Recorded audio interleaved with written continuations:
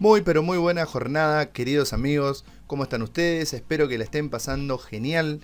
Como siempre, una vez más desde Resistencia Chaco, República Argentina y para todo el mundo, su servidor Javier Flor. Hoy vamos a hablar de un tema que es fundamental en este desarrollo de la materia química biológica o bioquímica, que es nada más y nada menos que la respiración celular. ¿Sí? Para ello tenemos que conocer a esta estructura denominada cadena respiratoria o cadena de transporte de electrones y el proceso de formación de ATP que se llama fosforilación oxidativa. Fundamental, ya que la cadena respiratoria es la estructura mediante la cual vamos a obtener energía para poder vivir, ¿sí? Todo organismo requiere de ATP para subsistir, para desarrollar sus procesos biológicos, y esta estructura se encarga de ello puntualmente en las células fundamentalmente eucarióticas. Así que bueno, vamos a hablar un poquitito de esto a un nivel muy básico, cosa que todo el mundo pueda entender, y en sucesivos videos iremos ampliando, iremos desarrollando, iremos introduciéndonos más en lo que es el mundo de la química biológica y ahondaremos detalles respecto a la cadena respiratoria, a sus componentes y al proceso de formación de ATP. Bueno, entonces nos preparamos unos mates y aquí en Argentina tomamos muchísimo mate, así que si son argentinos los invito a que se preparen y así hablamos un ratito de esto, y si no, un café o un vaso de agua está bien. Vamos entonces a la presentación. Bueno, la cadena respiratoria, vamos a definirla. En principio, entonces, decimos que la cadena respiratoria o cadena de transporte de electrones es una estructura biológica, ¿sí? Formada por un conjunto de aceptores y transportadores de equivalentes de reducción que están ubicados en la membrana interna de las mitocondrias. Cuando hablamos de estructura biológica es porque es un montaje proteico, ¿sí? Un conjunto de proteínas que están ubicadas en la membrana interna de las mitocondrias y lo que hacen es aceptar y transportar electrones, ¿sí? A eso llamamos equivalentes de reducción. Bien, entonces para antes empezar tenemos que recordar la estructura de las mitocondrias. Las mitocondrias, estos organelos encargados de la formación de energía en las células eucariotas, están formadas por dos membranas, una membrana externa, que es esta, una membrana interna, que posee crestas mitocondriales, una matriz mitocondrial, que es el espacio que queda ya por dentro de la membrana mitocondrial interna, en donde tenemos disueltas moléculas como ADN circular, proteínas, y vamos a apreciar en la membrana interna, ¿sí? Estos gráficos que son como unas cabecitas que están, ¿sí? En toda la estructura membranal interna, aquí se repiten y corresponden básicamente a esta estructura en este gráfico, que es una enzima, en este caso la ATP sintasa, encargada de formar la energía a modo de ATP. Entonces, teniendo en cuenta esta estructura, ya vamos a hablar de la disposición de la estructura biológica a la que llamamos cadena de transporte de electrones. Recordamos que tenemos que saber además que dentro de la mitocondria se produce el ciclo de Krebs, que está íntimamente relacionado con la cadena de transporte de electrones, pero ese es un tema del cual hablamos en otro video, ¿sí? Bien, entonces, decíamos, tenemos una membrana mitocondrial externa, una membrana mitocondrial interna con sus crestas, y fíjense cómo en la membrana mitocondrial interna vamos a tener esta estructura, ¿sí? Que es la estructura biológica a la que llamamos cadena de transporte de electrones, justamente porque lo que transporta son electrones. También se llama cadena respiratoria y está formada básicamente por complejos proteicos, ¿sí? Complejo 1, complejo 2, complejo 3, complejo 4 y al final esta proteína con actividad enzimática que decíamos hoy parecía una cabecita, ¿sí? Bueno, esto se llama ATP sintasa y recibe ese nombre ya que me sintetiza ATP. Ahora vamos a ir estudiándola con más detalle, pero básicamente esto es lo que quiero que entiendan con esta diapositiva. ¿Está? Recuerden que acá tenemos la membrana externa a la membrana interna. Esto sería el espacio intermembrana y aquí tenemos a la matriz mitocondrial. Sí, vamos a ir estudiándolo en detalle. Entonces, esto corresponde a la cadena de transporte de electrones. Bueno, vamos a decir que la cadena de transporte de electrones está formada por 5 complejos dispuestos en potencial de reducción creciente. ¿Qué quiere decir esto? Que el complejo siguiente tiene más afinidad por los electrones que el complejo anterior. Es decir, que el que está adelante tiene más atracción, ¿sí?, por los electrones que el que lo tenía previamente. Entonces, los electrones van a fluir de izquierda a derecha, ¿sí? El complejo siguiente tiene más afinidad por los electrones que el anterior. Entonces, los electrones van a venir de esta manera, ¿sí? Tenemos complejo 1, 2, 3, 4 y también el complejo 5. Muchos autores no lo llaman complejo 5, simplemente le dan el nombre de ATP sintasa. Pero bueno, lo que hay que saber es que al complejo 4 le continúa una enzima que es justamente la ATP sintasa. Entonces al complejo 4 le continúa la enzima ATP sintasa. Pero también hay autores que hablan de complejo 5, lo cual no está mal, siempre que uno entienda el proceso, está todo bien. ¿Sí? Entonces, la ATP sintasa tiene dos porciones, una porción F0, una porción F1 y un tallo proteico o eje central, también escuché ese nombre. La cuestión es que esta es la enzima encargada de la síntesis de ATP. Además, entre el complejo 2 y 3 se encuentra otra proteína que está aquí presente dentro de la membrana y se llama coenzima Q. Y entre el complejo 3 y 4, entre este y este, aparece también otra proteína que se llama citocromo C. Por lo tanto, el orden es el siguiente: complejo 1, complejo 2, coenzima Q, complejo 3, citocromo C, complejo 4 y la ATP sintetasa o sintasa o complejo 5. Respecto al nombre, es correcto decir ATP sintasa, pero bueno, algunos autores también la llaman como ATP sintetasa. Bien, entonces tenemos aquí a la estructura, a la cadena de transporte de electrones, y se llama de esta manera porque lo que va a suceder justamente es que la estructura va a recibir electrones. Estos electrones vienen de coenzimas, como lo son el NAD reducido, FAT reducido. Van a ser aceptados por ellos y, como dijimos hoy, el complejo siguiente tiene más afinidad por esos electrones, por lo tanto los va a atraer hacia ellos. ¿Está? Ahora, entonces de esta manera van a fluir hacia la derecha. Hay que tener en cuenta, para poder entender esta cadena, que tanto los NAD como los FAT producidos en el resto del metabolismo de las diferentes vías metabólicas van a ir a parar a el complejo 1 y el complejo 2. Y aquí hay diferencias que son necesarias entender para poder luego hacer el cálculo, ¿sí?, de la cantidad de ATP que se generan por cada NAD reducido y por cada FAT reducido.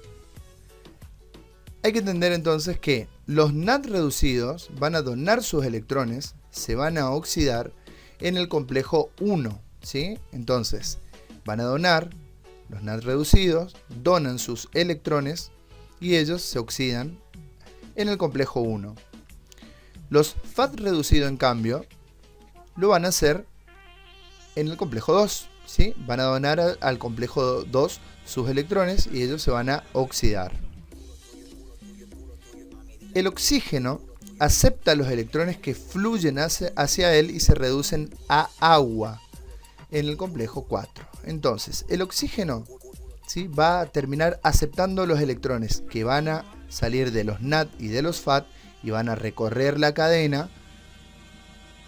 Van a tener como aceptor final al oxígeno y luego el oxígeno se va a reducir a agua, ¿sí?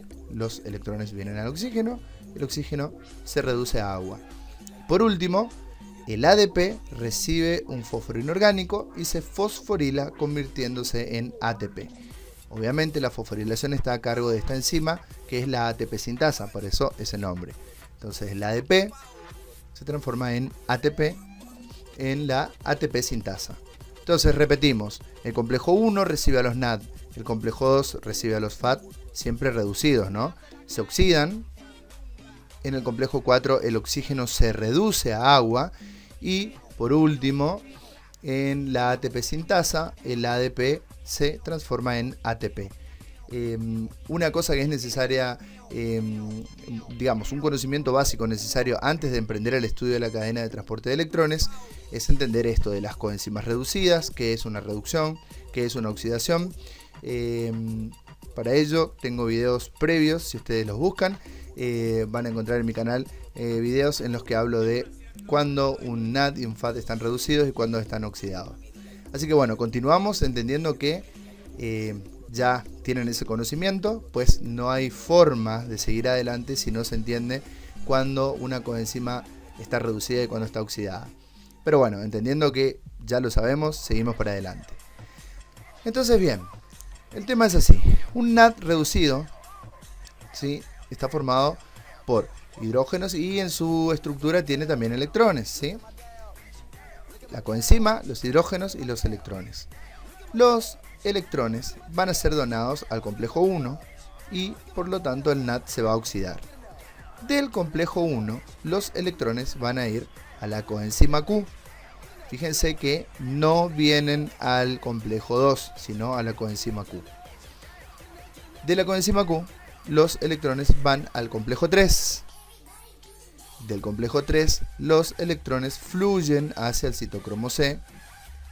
Del citocromo C fluyen hacia el oxígeno y una vez que los electrones están en el oxígeno, estos van a atraer dos moléculas de hidrógeno y se van a transformar en agua. Más claro, imposible.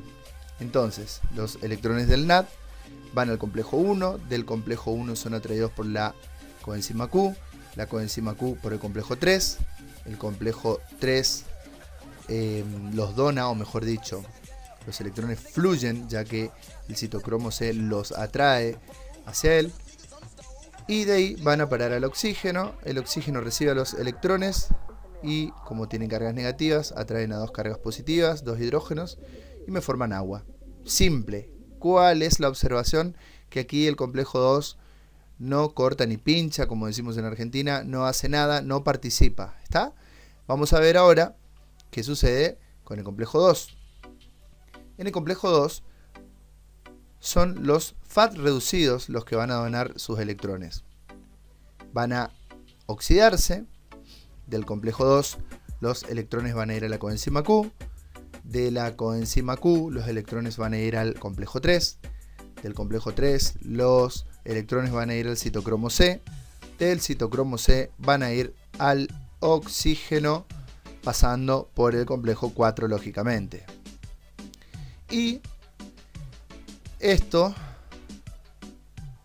nuevamente se repite. El oxígeno, al tener dos cargas negativas, atrae a dos cargas positivas y volvemos a tener agua. ¿Sí? ¿Cuál es la salvedad aquí? Aquí no participa el complejo 1. Por lo tanto, en el caso de los NAD no participa el complejo 2. En el caso de los FAD no participa el complejo 1. Los FAD donan sus electrones al complejo 2, los NAD al complejo 1. De allí nada más fluyen siguiendo siempre lo mismo, siempre el mismo trayecto: coenzima Q, complejo 3, citocromo C, complejo 4, oxígeno, y este se reduce a agua. Por lo tanto, el aceptor final de electrones es el oxígeno. Suelen preguntar en los exámenes cuál es el aceptor final de los electrones en la cadena de transporte de electrones. Bueno, el aceptor final es el oxígeno. Recuerden entonces que una reducción es la ganancia de electrones y de hidrógenos. Por lo tanto, aquí el oxígeno está ganando y se reduce. Y la oxidación es la pérdida de hidrógenos. Por lo tanto, aquí el FAD al perder sus hidrógenos y sus electrones se oxida. ¿Está? Seguimos. Bien, entonces aquí tenemos representado el flujo completo, tanto del complejo 1 como desde el complejo 2, y siempre siguen el mismo trayecto: coenzima Q, complejo 3, citocromo C, complejo 4, oxígeno, y el oxígeno se reduce a agua. ¿Está? Bien, ahora bien, resulta que cuando estos electrones fluyen, el complejo 1, el complejo 3 y el complejo 4 utilizan la energía del flujo de los electrones para bombear protones al espacio intermembrana. ¿Sí? Recuerden que esto corresponde a la membrana mitocondrial interna, por lo tanto aquí estaría el espacio intermembrana. ¿Cuántos protones bombean? Cada vez que los electrones fluyen, bombean 2 protones o un par de protones hacia el espacio intermembrana, en el complejo 1, en el complejo 3 y en el complejo 4. ¿Sí? Entonces, como esto pasa todo el tiempo, el flujo de protones es importante, ¿sí? Pero recordemos que en el complejo 1, en el 3 y en el 4 se bombean protones al espacio intermembrana, que sería este. Luego, ¿qué sucede? Claro, como el flujo de protones aumenta, se genera una diferencia a ambos lados de la membrana. Por un lado tenemos el espacio intermembrana, que recibió protones todo el tiempo, entonces aquí tenemos ya un conjunto de cargas positivas que es superior al que está en la matriz mitocondrial. Tenemos entonces en el espacio intermembrana más cantidad de cargas positivas que en la matriz mitocondrial. Acabamos de formar entonces una diferencia de potencial a ambos lados de la membrana. ¿Qué va a suceder? Resulta que si aquí están representadas las proteínas de la cadena de transporte, lo que sucede es lo siguiente: empieza a aumentar la cantidad de protones en el espacio intermembrana. ¿Sí? Entonces nos encontramos con que estos protones van a tender a regresar hacia adentro. Pero ¿qué sucede? Los protones tienden a regresar hacia adentro, pero tienen un solo espacio, un solo lugar por donde ingresar, que es a través de la ATP sintetasa. ATP sintasa, recordemos que es lo mismo, ya veremos la diferencia en cuanto a la definición, pero lo importante aquí es entender que de la única manera que pueden ingresar es mediante la ATP sintasa. No pueden entrar por otra vía que no sea esta. Se formó entonces un gradiente electroquímico.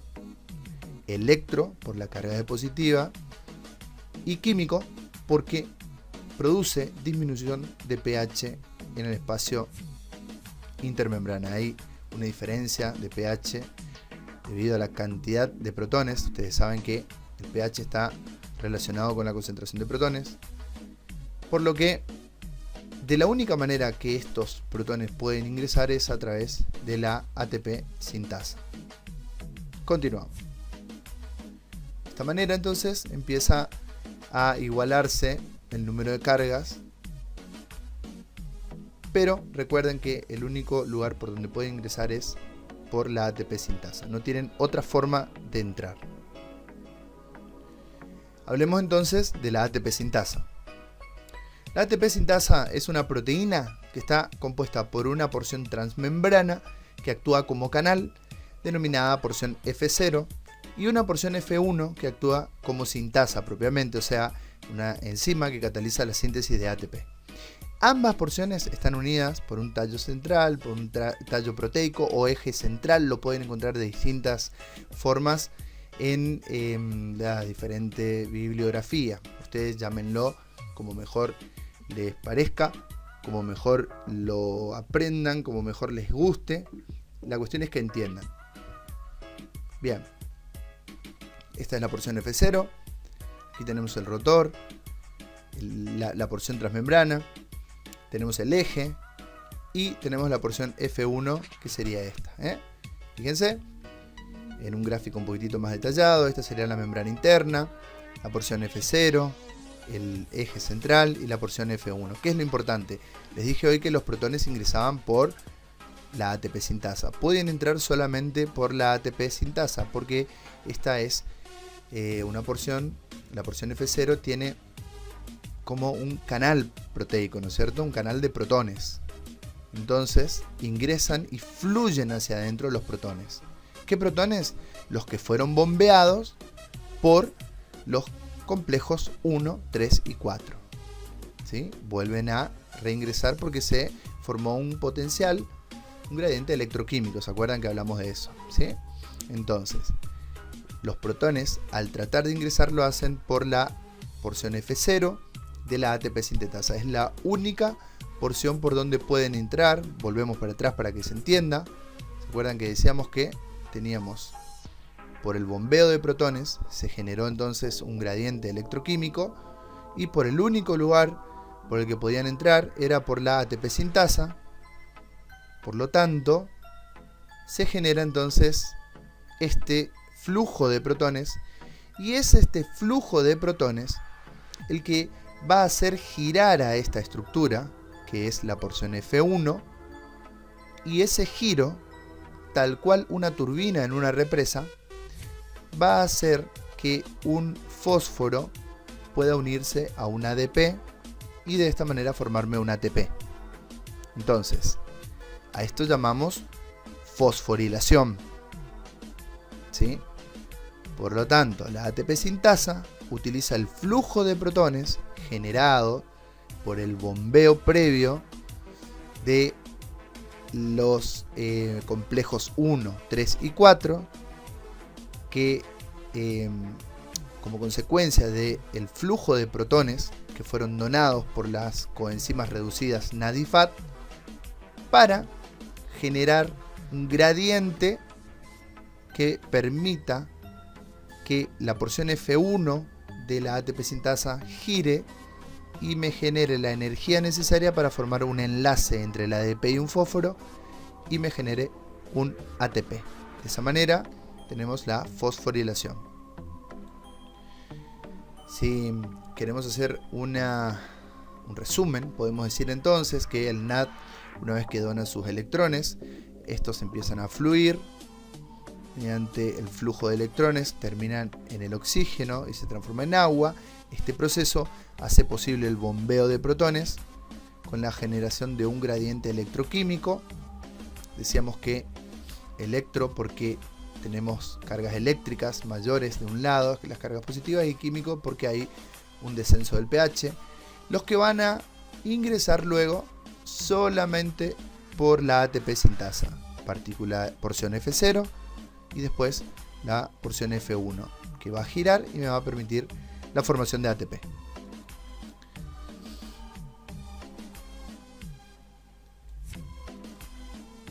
Bien, entonces decimos que la fosforilación oxidativa es la producción de ATP utilizando la energía liberada durante el transporte de electrones a lo largo de la cadena de transporte de electrones o cadena respiratoria. La energía generada por el flujo de protones que ingresa a la matriz por la porción F0 de la ATP sintasa se acopla a la formación de un enlace entre un fósforo inorgánico o fosfato inorgánico y un ADP, donde en la porción F1. De esta forma, la unión de ADP a un fósforo genera un ATP. ¿Sí? Entonces, cuando decimos qué es la fosforilación, nos referimos a esto, a la formación de ATP. ¿Y por qué oxidativa? Porque los NAD y los FAT, las coenzimas reducidas, se oxidan para poder llevar a cabo este proceso. Si juntamos los dos términos, ¿sí?, terminamos con este concepto de fosforilación oxidativa. Bien, y la hipótesis quimiosmótica, que es la teoría más aceptada actualmente, ¿sí?, dice lo que venimos hablando, que simultáneamente con el proceso de transporte electrónico en la cadena respiratoria, se produce la transferencia de protones desde la matriz mitocondrial hacia el espacio intermembrana, lo que veíamos hoy. De esta manera, el transporte de electrones se acopla con el bombeo unidireccional de protones hacia el espacio intermembrana. Recuerden que los complejos 1, 3 y 4 bombean desde la matriz mitocondrial hacia el espacio intermembrana, que bombean los protones. Entonces se genera un gradiente electroquímico, ya lo dijimos. Electro porque tengo más cargas positivas de un lado, químico porque me disminuye el pH. El resultado es la creación de un potencial protón motriz que tiende a regresar los protones hacia la matriz mitocondrial, pero como la membrana interna es impermeable a los protones, estos solo pueden volver a través de la partícula F0 de la ATP sintetasa o sintasa. Este retorno de protones a favor del gradiente es la fuerza impulsora de formación de ATP. Repetimos, tenemos muchos protones, se forma entonces un gradiente electroquímico. Los protones ingresan solo por la ATP sintasa y de esta manera se genera el gradiente electroquímico. Ahora bien, cada par de protones que reingresa a la matriz mitocondrial genera la energía necesaria para sintetizar un ATP. Entonces nosotros decíamos hoy que el complejo 1 bombea un par de protones. El complejo 3 bombea un par de protones. El complejo 4 bombea un par de protones. Y yo estoy diciendo acá que cada par de protones que reingresa a la matriz genera la energía necesaria para sintetizar un ATP. Por lo tanto, esto es una cuestión matemática muy simple. Si cada par de protones me genera un ATP, entonces yo puedo calcular cuántos ATP me genera cada NAD y cada FAD. Cada par de protones un ATP. Y ahí está. Si yo tengo que contar desde el complejo 1, digo que el complejo 1 me levanta un par de protones, un ATP.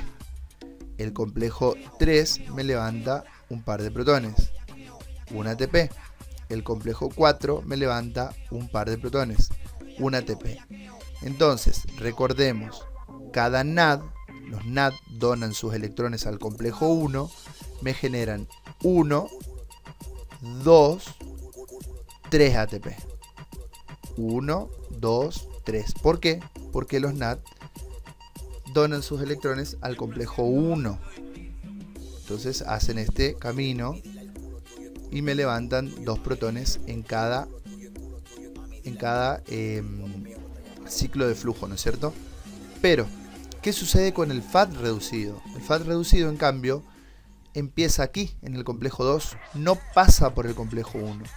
Por lo tanto, el FAD solo va a levantar protones en el complejo 3 y en el complejo 4.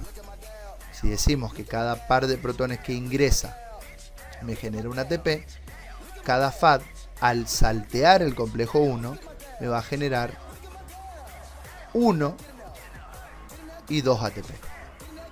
¿Se entiende? Entonces, los NAD empiezan en el complejo 1, me generan 3 ATP. Los FAD que saltean el complejo 1 me van a generar 2 ATP. Para hacer un resumen final, decimos que tanto los NAD como los FAD van a donar sus electrones. Los NAD lo hacen al complejo 1, los FAD al complejo 2. Recordemos lo siguiente: los electrones que son aceptados en el complejo 1 van a fluir hasta el oxígeno, que se va a reducir a agua. Aquí se va a levantar un par de protones en el complejo 1, en el complejo 3 y en el complejo 4. Por lo tanto, cada NAD reducido luego va a generar el gradiente electroquímico y estos protones van a tender a ingresar, ¿sí?, por cualquier lugar, pero no pueden hacerlo porque la membrana interna es impermeable, la membrana mitocondrial interna es impermeable. Entonces lo único que les queda es regresar por el complejo 5 o la ATP sintasa. Al regresar por el complejo 5, recordemos que el ADP se une a el fósforo para formar ATP. Y el FAD sucede lo mismo, pero saltea el complejo 1, ¿está? Salteamos el complejo 1, por lo tanto contamos desde acá: complejo 2, complejo 3, complejo 4, oxígeno que se reduce a agua, y pasa lo mismo, los protones que tienden a ingresar, y aquí volvemos a tener la cantidad de energía necesaria para unir un ADP a un fosfato y formar ATP.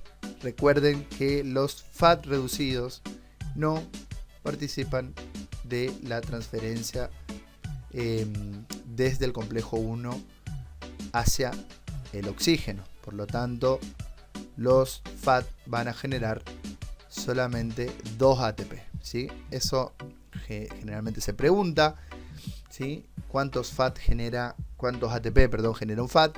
¿Cuántos ATP genera un NAD? Entonces un NAD me genera 3 ATP, un FAT reducido siempre me genera 2 ATP. Así que bueno, espero que les haya servido esta breve explicación.